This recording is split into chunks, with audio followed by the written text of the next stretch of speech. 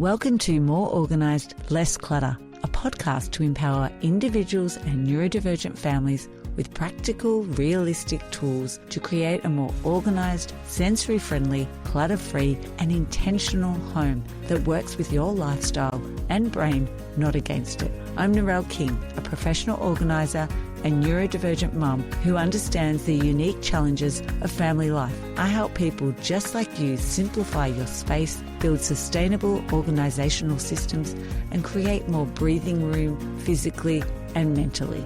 Every fortnight, you'll hear solo episodes and guest conversations filled with practical strategies on decluttering, home organisation, routines for neurodivergent families, mindful living, and how to build a home that feels safe, calm and functional. You'll walk away with actionable takeaways you can implement even if you only have 10 minutes to spare.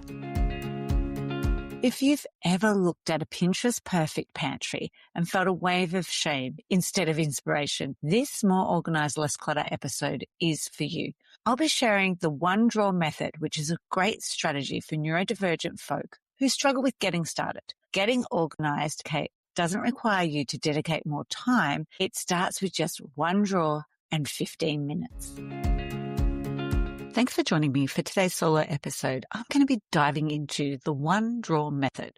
This isn't about deep cleaning your whole house in a weekend. It's about reclaiming your home just one small step at a time. For neurodivergent folk like myself, especially those with ADHD, the biggest barrier to organising isn't laziness, which some people will try to tell us. It's actually executive functioning. And when neurodivergent folk look at a messy room, their brains might see 500 individual tasks. And that is like a sensory overload. And they may feel really overwhelmed and just frozen, not knowing exactly where to start, because obviously there's 500 tasks. How do you start with those 500 tasks? And we end up doing anything but what we need to. So maybe we're even cleaning windows or brushing our teeth or scrolling on our phone, anything that might be more enticing than actually doing that task or those 500 tasks. So the one drawer method is the answer to the all or nothing mindset. So like as I said, having 500 tasks is a lot if you're looking at a full room. Whereas if we break it down to just one drawer, we're then thinking about a lot less tasks than maybe 500. So when you finish that one drawer, your brain gets a dopamine hit. That done feeling is really motivating. So by narrowing your focus to a drawer, you're actually also reducing that cognitive load, and you aren't cleaning the kitchen. You're just, say, sorting the cutlery drawer or maybe the utensil drawer, which actually is a lot easier and breaks down those tasks or the amount of tasks.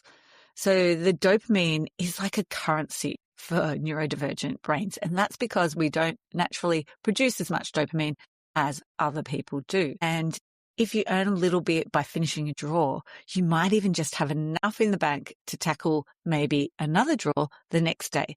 But even if you don't, you still have now one functional drawer, and that's a huge win. Now, there is a problem with drawers, I find, and that is because it is out of sight, out of mind.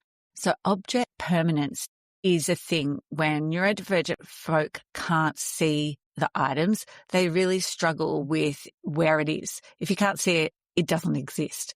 So this is why drawers often become junk drawers, and you can just shove things in and then it's nice and clear on top and you've cleared that visual clutter, but then you just forget about it and you can't find something like, say, a stapler or a ruler or blue tack even. And then you have to go and buy duplicates because you can't remember whether you still have it or where you even put it. And this is going to create clutter in our homes. Now, obviously, our solution is we can't just throw out all the drawers and not use drawers. So some solutions that are going to help is creating clear boundaries. So using drawer dividers. And it's not about making them pretty, but it's about the logic. So if you have, say, a little box there, that's where all the pens live. Or for myself, I've got a little round container and that's where all the rubber bands go when you get them off your vegetables, there's a spot for them to go so they can be reused. So this means that my rubber bands and my pens now can't migrate together. They have their own specific home in the drawer. Our go-to drawer, which is what I call rather than a junk drawer. It's that positive word rather than a negative connotation towards that drawer. The next thing would be a visual cue. So if you struggle with forgetting what's inside, is maybe labeling the outside or even the edge of the drawer. And if you go back a couple of episodes, I actually talked about how you work out where something should live in your home. And so that will help you to decide what the best place is for it to be and whether that's even the most appropriate drawer to be used for that item. The other one is making sure that there is only one layer of items. So when you do this, you try to organize your drawer so that there's nothing stacked on top. You do not need to move it. There's only the one step of placing the item in. If you have to dig, your whole working memory is not going to remember where it is and it's going to really struggle. So I'm going to share 2 methods which are going to help you get started with doing the one drawer method. So the first one is body doubling. And I have talked about body doubling in previous episodes. But just to clarify, it's when you are having someone else in the room while you're working. You don't need to be necessarily working on the same thing. It's just having that presence of someone there.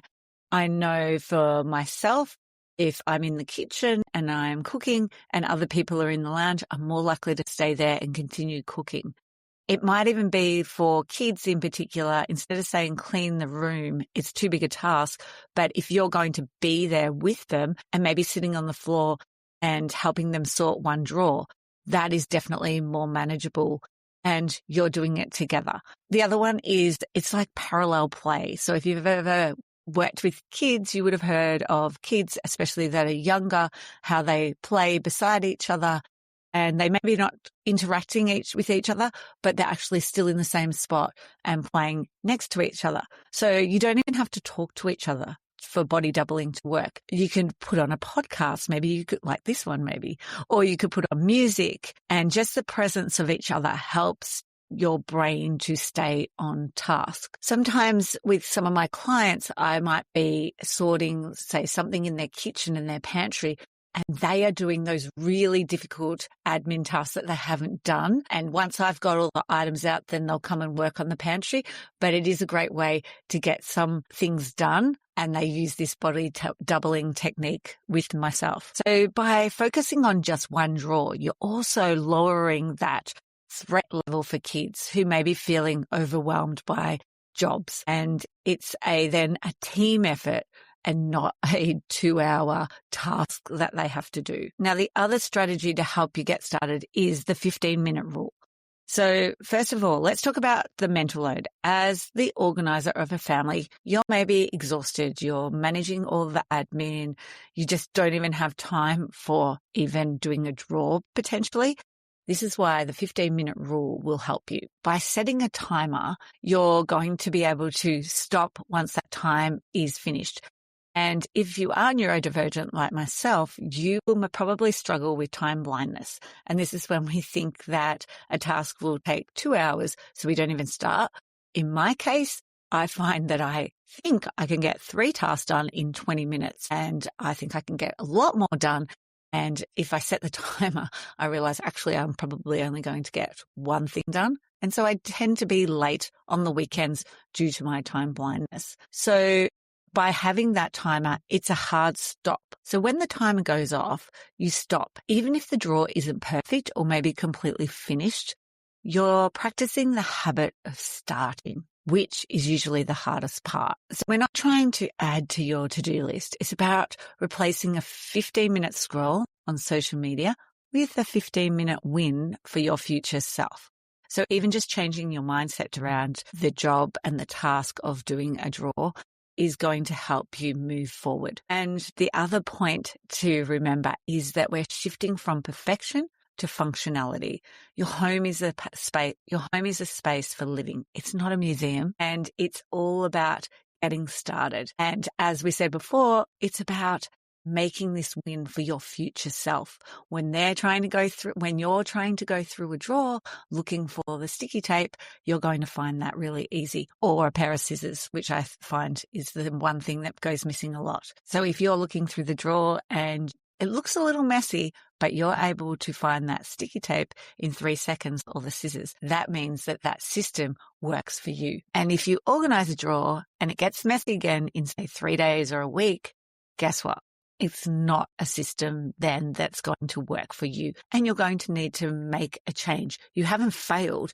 It just might mean that you need to change some part of it. Maybe it's not that drawer that item needs to be in. Maybe it needs to move to a different location. Maybe it needs to be in a cupboard and something else needs to be in the drawer. Neurodivergent folk are told a lot that they're too much or not enough. So let's try and get your home to be the one place where good enough is actually the goal. So I have a challenge for you this week. Pick one drawer, just one. Maybe it's the one with the charging cables, or maybe it's the one with the tea towels, one that's not too overwhelming, and spend 15 minutes on it and feel that dopamine hit. And remember, you're building a life that is simply functional for you, not a life that fits everyone else's definition of tidy. I hope by sharing this one drawer method for busy neurodivergent families, you can let go of all or nothing mindset and get started. Remember, More Organised doesn't have to be dedicated to more time. It starts with 15 minutes and one drawer. Thanks for listening to More Organised, Less Clutter.